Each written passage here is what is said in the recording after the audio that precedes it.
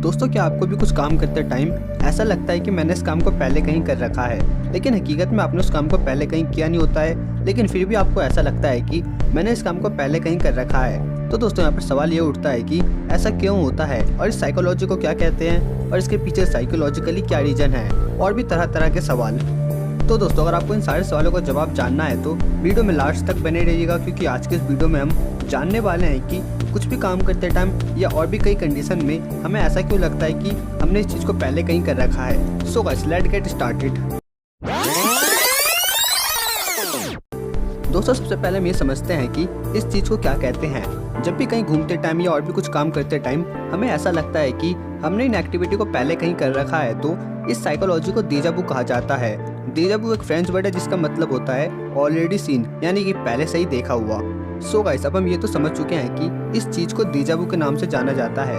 तो दोस्तों, अब हम आगे बढ़ते हैं और समझते हैं कि déjà vu क्यों होता है, क्यों हमें कुछ काम करते टाइम ऐसा लगता है कि हमने इस चीज़ को पहले कहीं कर रखा है। तो दोस्तों, आइए समझते हैं इसके पीछे कुछ थ्योरी को, जो कि हमें ये बताता है कि déjà vu किन किन कारणों से हो सकता है।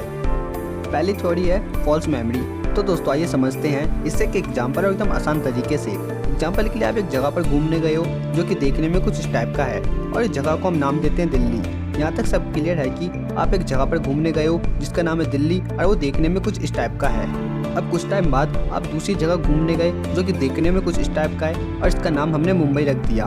और काफ़ी हद तक ये जगह दिल्ली से मिलता जुलता है, बस थोड़ा बहुत अंतर है। दिल्ली में भीड़ भाड़ कम था और मुंबई में भीड़ भाड़ ज़्यादा है, बाकी ऑलमोस्ट चीज़ें सेम है। और जिस कारण से जब आप मुंबई गए तो आपको ऐसा लगने लगा कि मैं इस जगह पर पहले भी आ रखा हूँ, और दिल्ली वाली जगह आपको अच्छे से याद नहीं है, और मुंबई और दिल्ली काफ़ी हद तक एक दूसरे से मिलता जुलता है, जिस कारण से आपके माइंड में एक इल्यूजन बन जाता है कि आप इस जगह पर पहले भी आ रखे हो। तो दोस्तों, फॉल्स मेमोरी यही कहती है कि déjà vu किस कारण से हो सकता है। तो दोस्तों, अब आइए बढ़ते हैं आगे और समझते कुछ और थ्योरी को, जो कि ये बताता है कि déjà vu किन किन कारणों से हो सकता है। दोस्तों, दूसरी थ्योरी है ड्रीम बेस्ड थ्योरी, जो कि मेरे हिसाब से काफ़ी हद तक déjà vu का एक सही रीजन है। तो दोस्तों, आइए समझते हैं ड्रीम बेस्ड थ्योरी को। ड्रीम बेस्ड थ्योरी के अकॉर्डिंग हम अपने 90% सपनों को भूल जाते हैं, यानी कि जब हम सुबह उठते हैं तो हम अपने 90% सपनों को भूल चुके होते हैं। एग्जाम्पल के लिए, मैंने सपने में देखा कि मैं अपने फ्रेंड्स के साथ इंडिया गेट घूमने गया हूँ, और अगले दिन सुबह मैं सपने को भूल चुका हूँ कि मैं अपने फ्रेंड्स के साथ इंडिया गेट घूमने गया था। अब दोस्तों, इंसिडेंटली मैं अगले दिन सुबह अपने फ्रेंड्स के साथ इंडिया गेट घूमने चला गया।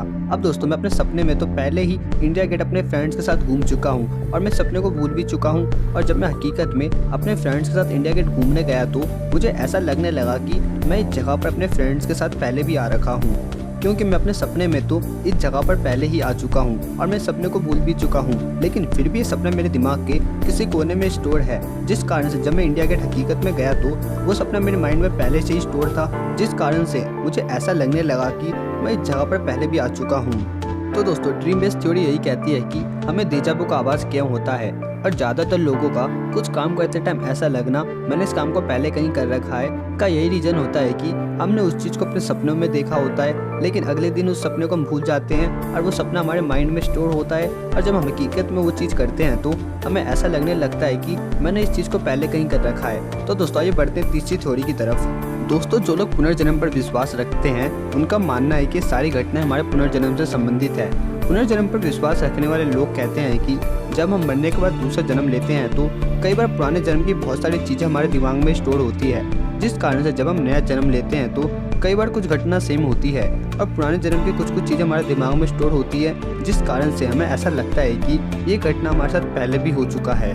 मुझे मालूम है आप में से बहुत सारे लोगों का पुनर्जन्म पर विश्वास नहीं होगा, लेकिन इंडिया में सोनम और वीर सिंह जैसे लोग भी हैं जिन्हें अपने पुनर्जन्म की सारी बातें याद है। सो गाइस, इनके दावों के मुताबिक मे भी ऐसा हो सकता है कि déjà vu का आवाज़ होना आपके पुनर्जन्म से इसका कनेक्शन हो सकता है।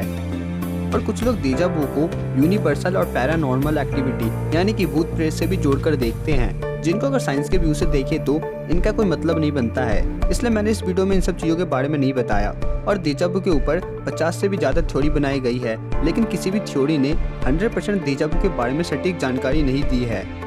लेकिन फिर भी ज़्यादातर केसेस में मैंने जो आपको बताया उन्हीं सब कारणों से déjà vu का आभास होता है। और अगर साइंस को déjà vu के बारे में 100% सटीक जानकारी चाहिए तो साइंस को आज के मुकाबले और भी ज़्यादा तेज और भी ज़्यादा एडवांस होना पड़ेगा।